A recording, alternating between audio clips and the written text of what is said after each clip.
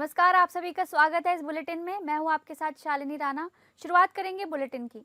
अयोध्या राम मंदिर में ध्वजारोहण पूरा हुआ। पीएम मोदी के बटन दबाते ही झंडा धीरे धीरे ऊपर चढ़ता हुआ मंदिर के शीर्ष पर विराजमान हो गया। जैसे जैसे झंडा ऊपर चढ़ता गया, पीएम मोदी टकटकी लगाए उसे देखते रहे।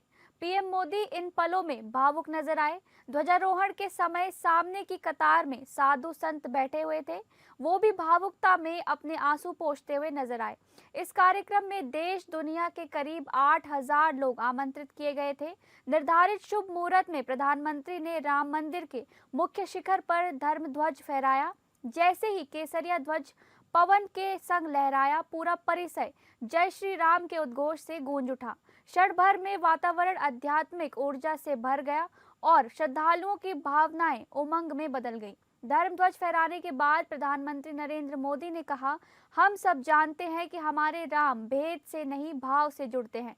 उनके लिए व्यक्ति का कुल नहीं, उसकी भक्ति महत्वपूर्ण है। उन्हें वंश नहीं, मूल प्रिय है। उन्हें शक्ति नहीं, सहयोग महान लगता है। वहीं मुख्यमंत्री योगी आदित्यनाथ ने कहा, ये भव्य मंदिर 140 करोड़ भारतीयों की आस्था और स्वाभिमान का प्रतीक है।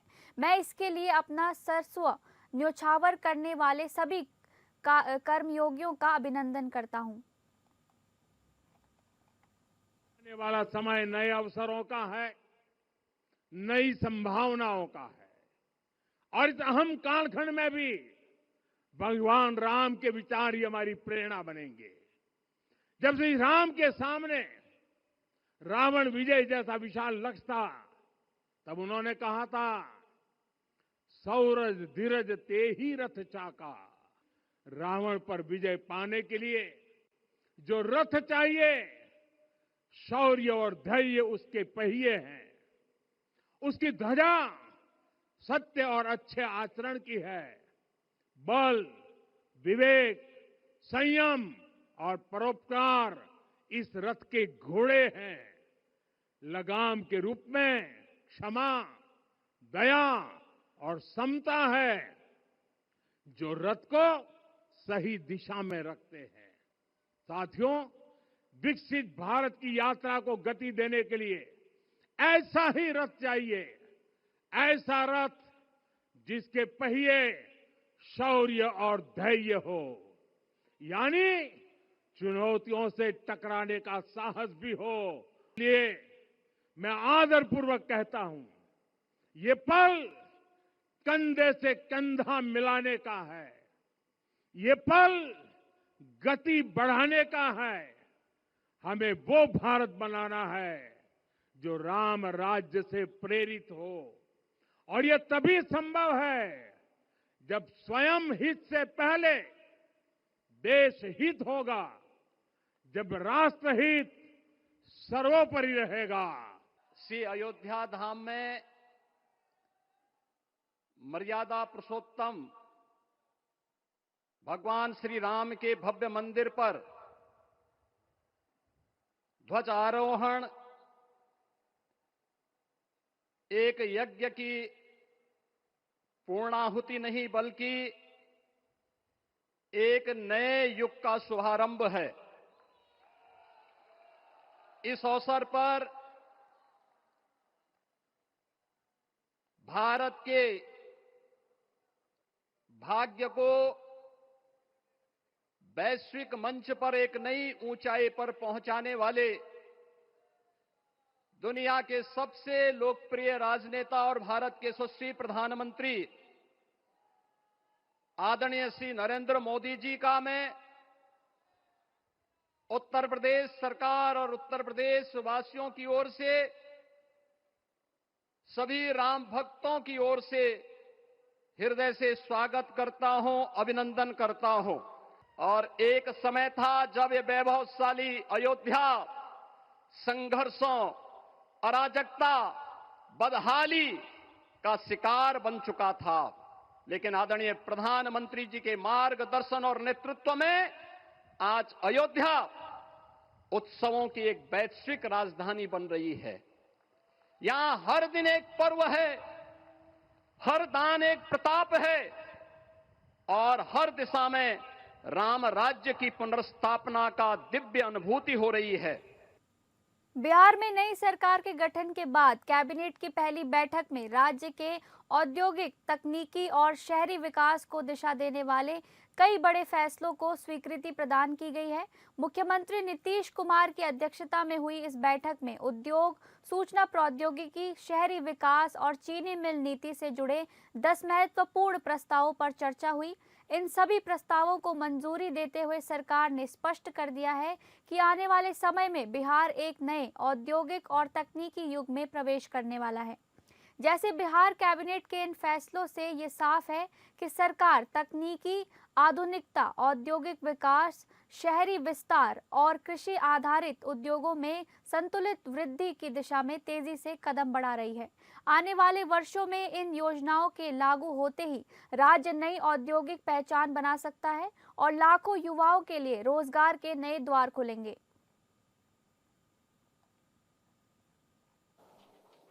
इनके अलावा सोनपुर और सीतामढ़ी में, जहाँ पर माता सीता के मंदिर का निर्माण का काम चल रहा है, वहाँ पर भी हम लोग सीतापुरम शहर को बसाने के लिए और 9 प्रमंडलीय मुख्यालय और सोनपुर, कुल 11 शहरों में प्रथम चरण में हम लोग इसको कैसे करेंगे और क्या मोडस होगा, ये नगर विकास विभाग को यह दायित्व मिला है और यह समिति की भी अध्यक्षता मुख्य सचिव के स्तर पर है।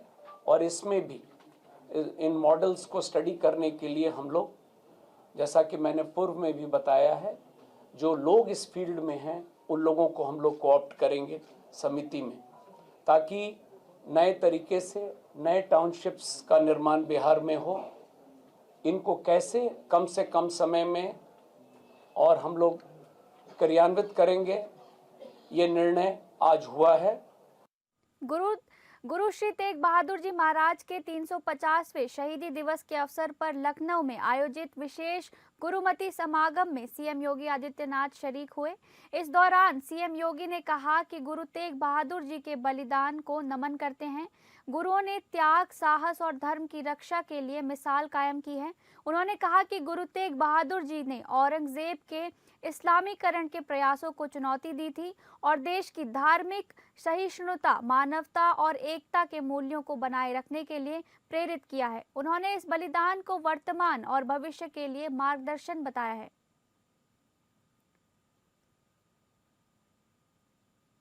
नवम गुरु तेग बहादुर जी महाराज, भाई मतीदास जी, भाई सतीदास जी, भाई दयाला जी की स्मृति को नमन करता हूं। आप सबको इस शहीदी दिवस के अवसर पर आपके इस कार्यक्रम के लिए हृदय से धन्यवाद देता हूं। इतनी भारी संख्या में एकत्र होकर के आपने कृतज्ञता ज्ञापित करने और गुरु परंपरा से प्रेरणा प्राप्त करने का कार्य इस विराट कार्यक्रम के माध्यम से कर रहे हैं।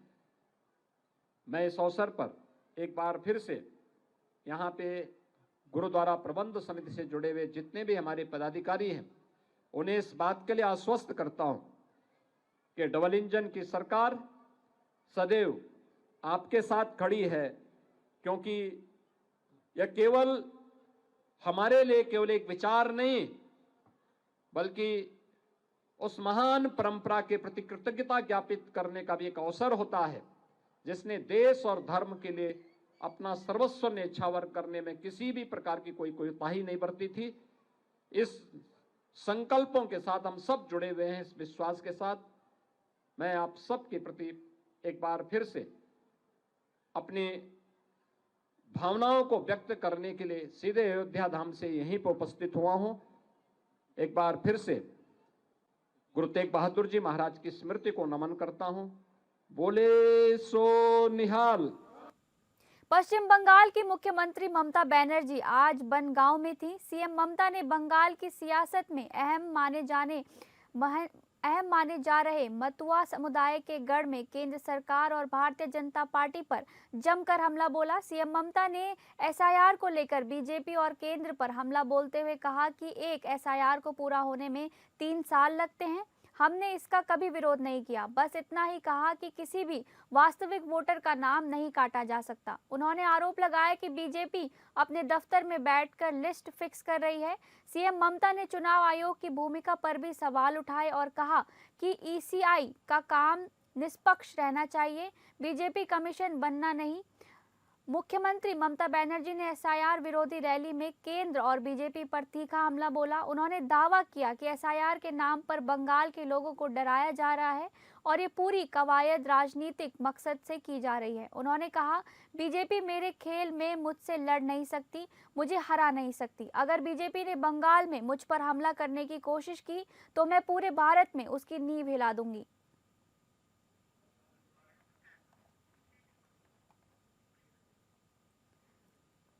प्रदेश के उप मुख्यमंत्री केशव प्रसाद मौर्य सोमवार को मुख्य महापरिनिर्वाण मंदिर कुशीनगर पहुंचे। उन्होंने 5वीं शताब्दी की लेटी बुद्ध प्रतिमा के समक्ष शीश नवाया और चीवर चढ़ाकर विशेष पूजा अर्चना की। इस दौरान उन्होंने विश्व कल्याण और शांति की कामना की। इसके बाद बरमी मंदिर में भदंत ज्ञानेश्वर के चित्र पर पुष्प अर्पित कर उन्हें श्रद्धांजलि दी। उन्होंने बौद्ध भिक्षु भंते महेंद्र, भंते अशोक और भंते नंदका सहित अन्य की अगुवाई में 6.1 मीटर लंबी लेटी बुद्ध प्रतिमा पर चीवर चढ़ाया। मुख्य महापरिनिर्वाण मंदिर में बौद्ध भिक्षु भंते महेंद्र की अगुवाई में उप मुख्यमंत्री का खाता पहनाकर स्वागत किया गया। पुरातत्व विभाग ने उन्हें बुके व साहित्य भेंट किया। उन्होंने कुशीनगर के विकास की गति को और तेज करने की बात भी बौद्ध भिक्षुओं से दोहराई। भंते महेंद्र ने उप मुख्यमंत्री से कुशीनगर अंतर्राष्ट्रीय हवाई अड्डे से वाराणसी, बोध गया और श्रावस्ती की उड़ान शुरू करने की मांग की। उन्होंने इस स्थल को रेलवे से भी जोड़ने के लिए जोर दिया। भारतवासी स्वागत नहीं करेगा जो उन देशों में हिंदू हैं, सिख हैं, बौद्ध हैं, जैन हैं, ईसाई भी हैं। इसके लिए भारत सरकार ने कानून बना दिया है माननीय प्रधानमंत्री के नेतृत्व में कि अगर वो आएंगे तो उनका स्वागत भी होगा, उनको नागरिकता भी मिलेगी, वो मतदाता सूची का हिस्सा भी होंगे। लेकिन कोई मुस्लिम घुसपैठिया आया है और भारत के गरीबों को जो सुविधाएं मिलनी चाहिए उसको कोई घुसपैठिया प्राप्त कर रहा है, खा रहा है, और सपा, बसपा, कांग्रेस और टीएमसी जैसे दलों को वोटर बन करके उनको सत्ता में बैठा रहा है। तो चुनाव आयोग तो एक तरह से एसआईआर के माध्यम से पवित्र महायज्ञ कर रहा है और उस महायज्ञ के आधार पर मतदाता सूची का शुद्धिकरण हो जाएगा, सच्चाई सामने आ जाएगी और बूथ को लूट करके फर्जी वोटों के आधार पर चुनाव जीत करके कोई सत्ता नहीं कब्जाने पाएगा, ये संदेश है। समाजवादी पार्टी के वरिष्ठ नेता एवं राज्यसभा सांसद प्रोफेसर रामगोपाल यादव ने सोमवार को केंद्र सरकार और उत्तर प्रदेश सरकार पर कई गंभीर आरोप लगाए। उन्होंने डिटेंशन सेंटर, चुनावी अनियमितताओं, राम मंदिर और राष्ट्र राजनीति से जुड़े मुद्दों पर खुलकर अपनी बात रखी। सीएम योगी आदित्यनाथ द्वारा प्रदेश में डिटेंशन सेंटर बनाए जाने के निर्देश पर कहा कि कुछ लोग सत्ता में बने रहने के लिए देश की एकता और अखंडता तक दांव पर लगाने को तैयार हैं। उन्होंने गृह मंत्री अमित शाह के घुसपैठियों वाले बयान पर सवाल उठाते हुए कहा कि वर्षों से घुसपैठियों की बात होती रही, लेकिन एक भी घुसपैठिया नहीं निकला। इसका जवाब जनता देगी। एंटी करप्शन ब्यूरो ने निलंबित आईएएस अधिकारी विनय चौबे के खिलाफ अपनी जांच का दायरा और विस्तार करते हुए एक और प्राथमिकी दायर की है। जानकारी के अनुसार एसीबी टीम द्वारा विनय चौबे सहित 7 लोगों के विरोध में कार्यवाही करते हुए यह आरोप लगाया गया है कि इन्होंने अपनी अवैध कमाई को छिपाने के लिए परिवार और परिचितों के खातों में नेटवर्क बनाकर भारी रकम इधर उधर ट्रांसफर की है। तो वहीं इस मामले को लेकर दर्ज की गई एफआईआर में विनय चौबे के साथ उनकी पत्नी स्वप्ना संचिता, ससुर सत्येंद्र नाथ त्रिवेदी, साला क्षितिज त्रिवेदी, साले की पत्नी प्रियंका त्रिवेदी, सहयोगी विनय सिंह और उनकी पत्नी संचिता सिंह के नाम शामिल हैं।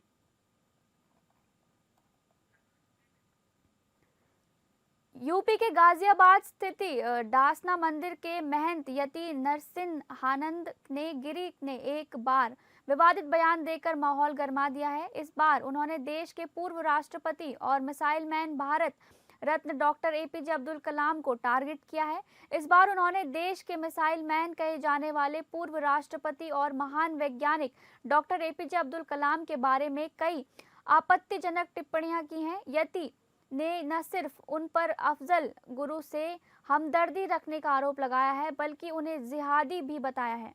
हैरानी की बात यह है कि यति ने यह सब पुलिस अधिकारियों के सामने कहा, जो उनके सामने हाथ जोड़ रहे थे। दरअसल यति नरसिम्हानंद ने सोमवार को प्रधानमंत्री आवास जाने का ऐलान किया था।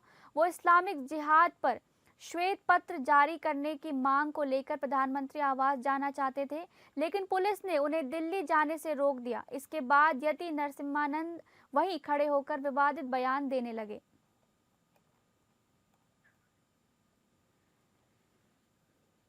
राष्ट्रीय राजधानी दिल्ली सहित एनसीआर में दीपावली के बाद से जहरीली हुई हवा से अब तक राहत नहीं मिल पाई है। राजधानी में स्मॉग की मोटी चादर छाई हुई है। केंद्रीय प्रदूषण सीपीसीबी के मुताबिक दिल्ली का एयर क्वालिटी इंडेक्स यानी AQI 360 दर्ज किया गया है, जो हवा की बेहद खराब श्रेणी में आता है। बढ़ते वायु प्रदूषण को देखते हुए दिल्ली सरकार ने सोमवार को सरकारी और प्राइवेट दफ्तरों में 50% कर्मचारियों को वर्क फ्रॉम होम करने का आदेश जारी किया है।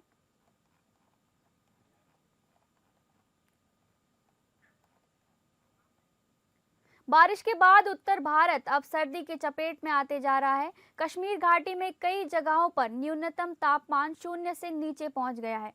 पंजाब में भी कुछ जगहों पर पारा 5 डिग्री सेल्सियस से नीचे गोता लगा रहा है। वहीं बंगाल की खाड़ी में बने निम्न दबाव क्षेत्र के कारण तमिलनाडु समेत दक्षिण भारत के 3 राज्यों और केंद्र शासित प्रदेश में बारिश का प्रकोप बना हुआ है। कुछ तटीय जिलों में तेज बारिश को लेकर ऑरेंज और कुछ में येलो अलर्ट जारी किया गया है।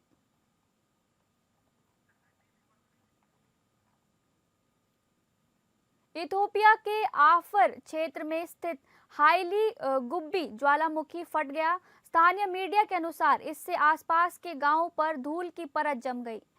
स्मिथ्सोनियन संस्थान के ग्लोबल वॉल्केनिज्म प्रोग्राम के अनुसार पिछले 12,000 वर्षों में हाईली गुब्बी ज्वालामुखी के विस्फोट का ये पहला मामला है।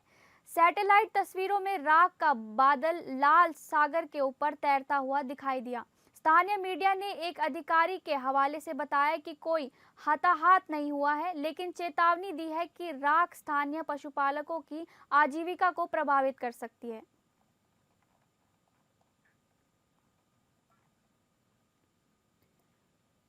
अफगानिस्तान पर पाकिस्तानी की ओर से बमबारी की गई है। पाकिस्तान की ओर से एयर स्ट्राइक का वक्त ऐसा चुना गया जब लोग अपने घरों में सो रहे थे।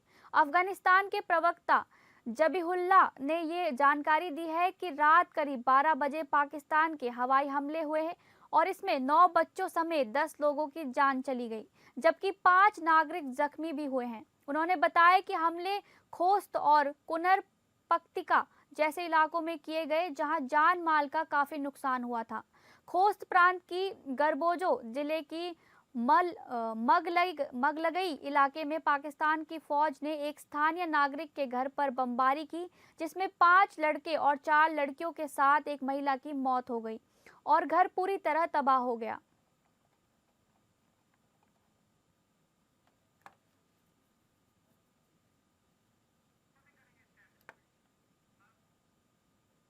फिलहाल इस बुलेटिन में बस इतना ही। नमस्कार।